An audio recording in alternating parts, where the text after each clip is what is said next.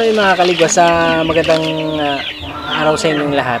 For today's vlog, gagawa tayo ng patuka sa manok. Bago natin muna simulan, kung di ka pa na-subscribe sa akin channel, huwag mo na kalimutan na i-click yung subscribe button and pati yung notification bell para notified ka sa lahat ng videos and vlog na i-upload ko dito sa akin channel. Bago natin simulan yung paggagawa ng patuka sa manok, ayan, disclaimer lang ho, na panood ko lang ito sa, sa ibang channel. Yun nga lang, medyo may binago lang ako na ibang ingredients dito sa paggagawa ng patuka sa manok. And then mamaya ipapakita ko rin sa inyo kung magkano yung mga gastos natin dito about dito sa lahat ng gagawin natin na para sa pagkain ng manok natin. So yung mga gagamitin natin mga kaligwa, sa unang-una yung timbangan, asin, at gagamit tayo ng sapal ng nyog, molasses, tapos yung madre de agua. So instead na actually guys, yung nga pala, yung gulay, pwede kayong maghalo ng gulay dito or kahit anong gulay, okay, galing sa yung mga reject, yung mga pinagpilian galing sa palengke, pwede rin. Gagamit din tayo ng, kung tawagin nila dito, kuno,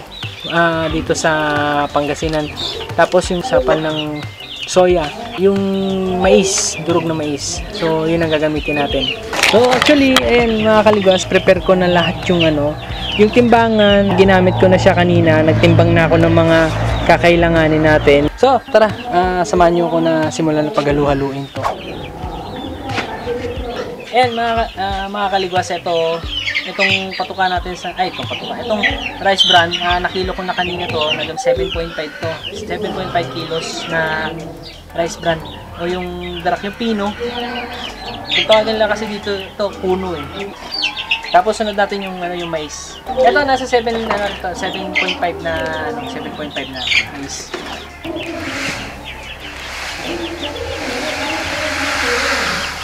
Tapos sunod natin yung yung sapal ng nyug. So ito lalahatin na natin to. Nasa nasa 2 kilos.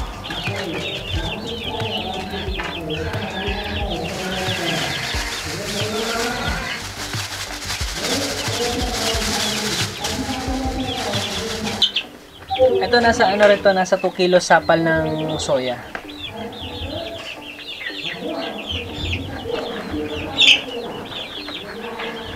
Yung gulay natin, instead na gumamit tayo ng gulay na yung mga reject na gulay, wala kasi akong nakuha na noon. Ito, kumuha na lang ako ng madre de agua. Optional na, naman to mga kaligwas, depende naman sa inyo kung ano yung meron na pwede nyong maihalo. Basta gulay pwede, kahit anong gulay. Yung asin, isang takot. Kahit isang takot lang. Tapos molasses. Ayan, bumili ako ng per kilo. 40 pesos lang per kilo pala ng molasses. Sa molasses, tansyahin nyo na lang. Kung ako tatansyahin ko na lang to.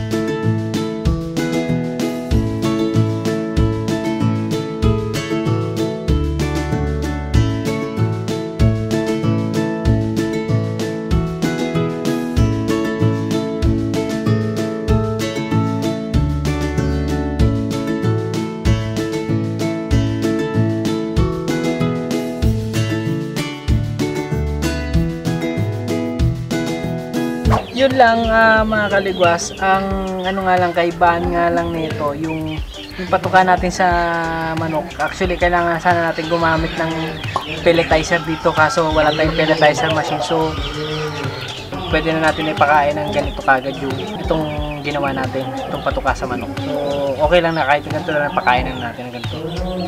And, nga pala, bago ko makakalimutan nga pala, ito nga pala, yung ginawa natin, pwede rin ito sa baboy. Pwede rin to ibigay dun sa mga alaga natin baboy.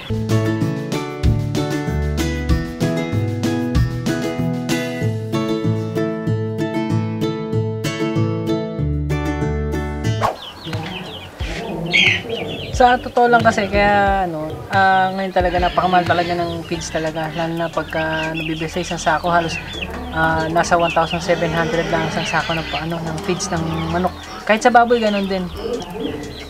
Soon, pagka nagka-budget tayo, pagka makakabil tayo ng machine na pelletizer. Actually, yung pelletizer nagkakalaga yata ng 10 to 50,000 yung halaga ng yung mga pelletizer. Ito na nga pala yung ating finished product na ipapatuka sa manok. Ito. Ating finished product na papakain natin sa ating mga alagang manok. Ang nagastos ko dito sa kuno, umabot tayo ng 150 pesos sa 7.5 na kilos ng yung presyo niya 210 pesos sa mais, 7.5 din. Tapos yung sapal ng nyug natin, nabili lang natin sa palengke ng 20 pesos, nasa 2 kilos naman mahigit yun. Tapos yung sapal ng soya, nasa 2 kilos din, pataas din yun. So, umabot siya ng 40 pesos. Tapos yung molasses natin, 40 pesos per kilo. Yung Madre de Agua, yan, nanghingi na lang tayo sa mga kapitbahay. Meron kasing tanim dito na Madre de Agua. So, nanghingi na lang tayo. Yung gulay, optional naman, nasa inyo naman yan. Nakadepende sa inyo kung anong gulay yung meron na available sa inyo na pwede nyo ihalo. Pwede rin kayo magano dun sa mga palengke, yung sa mga reject. Tapos asin, ayan, meron naman tayo lagi niya sa bahay. Pero kung bibili kayo, ang presyo niya 30 pesos per kilo. Gumastos tayo ng 460 pesos sa lahat. Kasi hindi na tayo masyadong gumastos kasi meron doon sa bahay. Nakagawa tayo ng 20 kilos dito sa patuka ng manok.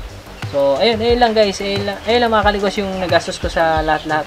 Yung Madre de Agua, yung mga gulay, wala namang gastos yun. So, kung may kakilala kayo na nagtitinda ng gulay or sa palengke, mas maganda at least i-ano nyo na lang, chopin nyo na lang maigi yung mga reject para mapino siya para mapakain, may sama sa pagkain.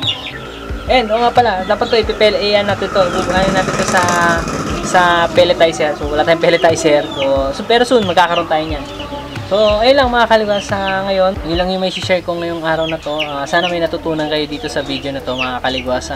Ayun, kung bago ka nga pala sa aking channel, huwag mo na kalimutan na mag-like, mag-comment, mag-subscribe dito sa aking channel.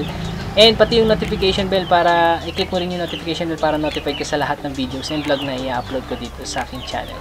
Ito nga pala si Choice ng Buhay Probinsya. See you in my next vlog. Bye-bye and God bless sa inyo lahat.